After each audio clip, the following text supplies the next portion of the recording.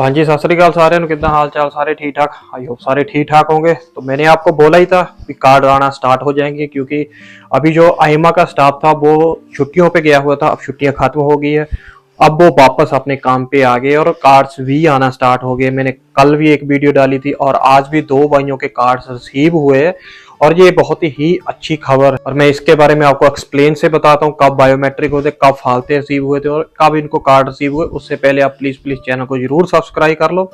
तो एक जो मेरा भाई है, इसके अक्टूबर में जैसे सेम हमारे महात्मा गांधी स्पेशल सेंटर में फिंगर हुए थे महात्मा गांधी में, तो वहां से इसका कार्ड आया। बायोमेट्रिक इसके मेरे भाई के हुए थे 22 अक्टूबर 2024 को।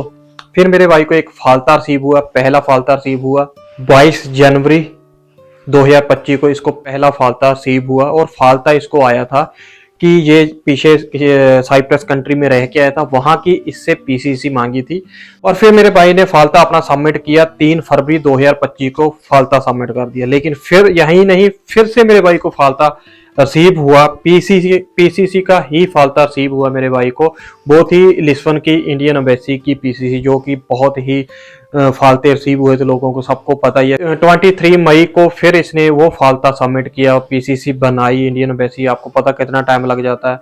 फिर इसने उसको पोस्टल करवाया और ट्रांसलेट भी करवाया, फिर इसने सबमिट की और फिर इसका कल जाके कार्ड रिसीव हो गया 25 अगस्त 2025। तो ये बहुत ही अच्छी खबर है, क्योंकि इतनी देर के बाद और इतने फालते आने के बाद, सबमिट करने के बाद भाई का कार्ड रिसीव हुआ। तो आप सबको पता ही है कितनी खुशी होती है जब ऐसे इतनी देर के बाद कार्ड रिसीव होते हैं। और दूसरा जो मेरा भाई है उसको भी कार्ड रिसीव हो गया। उसके नवंबर में फिंगर हुए थे महात्मा गांधी में और उसको जून में फालता आया था, 2 जून को फालता आया था और उसने जून में ही फालते को सबमिट कर दिया था और उसका 21 अगस्त को कार्ड रिसीव हुआ था। तो ये 2 अपडेट थी। और इसने साथ में ये कमेंट किया कि सेम ही मेरे एक दोस्त को भी कार्ड रिसीव हुआ, तो 3 कार्ड रिसीव हुए। तो इसका मतलब कि कार्ड्स धीरे धीरे आना स्टार्ट हो गए। तो आप भी अपने आसपास में जहां का भी आपका जुनता है वहां पे सीटीटी चेक कीजिए, लेटर भी चेक कीजिए, कहीं सीटीटी में आपका लेटर तो नहीं डाल के गए या कार्ड तो नहीं डाल के गए, क्योंकि बहुत मोस्टली ऐसे हो रहा है कि बहुत कार्ड इनके आईमा में वापस चले गए, वहां पे भी बहुत रुके हुए कार्ड। मैंने आपको हर एक वीडियो में यही बोलता हूँ कि आप घर पे मत बैठिए, कहीं पे जाके चेक कीजिए। आपके जो भी आईमा आपकी पड़ती है, जहाँ पे आपके बायोमेट्रिक हुए थे, आप वहां पे भी जाके एक बार विजिट करके उनसे राब्ता कीजिए, उनसे पूछिए। और नहीं तो वो आपको अगर आपका कार्ड वापस गया हो, फिर वो आपको ईमेल तो कर ही देंगे कि आपका कार्ड रिटर्न आ गया। लेकिन अगर आपसे सबर नहीं हो रहा है और आप बहुत टेंशन में हो, तो आपको जाना चाहिए एक बार। कुछ भी आपका कोई रिक्वायरमेंट होगी तो वो आपको बता देंगे, कोई फालता होगा, कोई डॉक्यूमेंट होगा, कोई बायोमेट्रिक। क्योंकि बहुत आपको पता ही होगा, आपके आसपास दोस्तों के भी बहुत हुए होंगे कि बायोमेट्रिक बहुत लोगों के द्वारा लिए जा रहे हैं। तो इसके लिए भी टाइम खराब मत करो, क्योंकि आप टाइम भी यार बहुत ज्यादा हो गया, 10 से 12 मंथ होने को है लोगों के। और सबसे ज्यादा लोग फंसे हुए हैं अभी अक्टूबर और नवंबर के, जिनके कार्ड्स नहीं आ रहे। ऑलमोस्ट जितने बाद के फिंगर हुए थे उस सबके कार्ड्स तकरीबन आ ही गए। और जिसके नहीं भी आए वो भी अपना कमेंट करके जरूर बताना।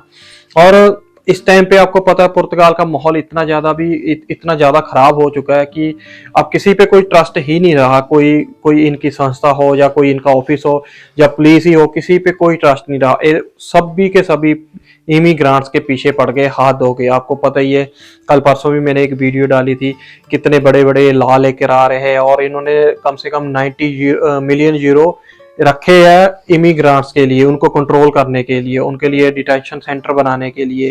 तो आप सोच सकते हो सरकार किस तरफ तुर पड़ी है और क्या सोच रही है इमिग्रांट्स के बारे में। लेकिन मैं आपको ये चीज भी बता दूं कि इनका ये जो कर रहे हैं ना, इमिग्रांट्स को इतना टाइट कर रहे हैं, इतनी मुश्किलें कर रहे हैं और सब आना, अब तकरीबन 70-80% लोग वहां पे जाना बंद ही कर दिया। और वहां पे सिर्फ वही लोग जा रहे हैं जो वीजा लगा के, जॉब सीकर या D1 वीजा, वो ही वहां पे जा रहे हैं। और दूसरे जो मेरे भाई जाते थे जो ऑलरेडी जॉब में या कहीं पे टूरिस्ट वीजे पे या स्टडी वीजे पे आए होते थे, वो वहां पे मूव हो जाते थे पेपर लेने के लिए।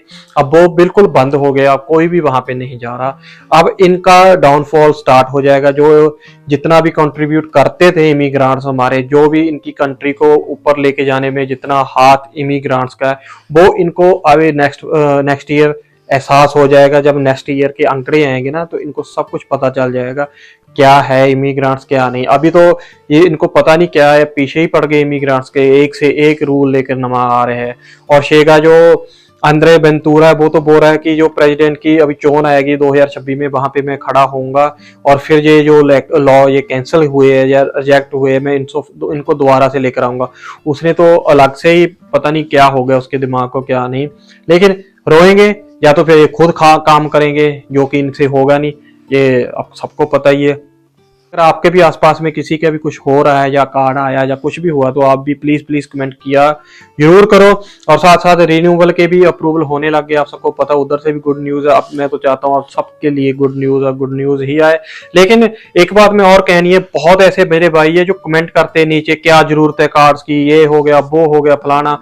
यार आपको नहीं है, जिनकी इमरजेंसी है घर पे, जो घर से आए हुए अपने बीवी बच्चों को छोड़ के, अपनी बुढ़े माँ बाप को छोड़ के, उनको घर पे जाना जरूरी है। किसी की तो घर पे किसी के बाप की डेथ होगी वो जा नहीं पाया इन पेपरों की वजह, किसी की माँ की डेथ होगी वो जा नहीं पाया, किसी की शादी टूटने पे और किसी की शादी एंगेजमेंट हुई है, शादी करने के लिए जाना है।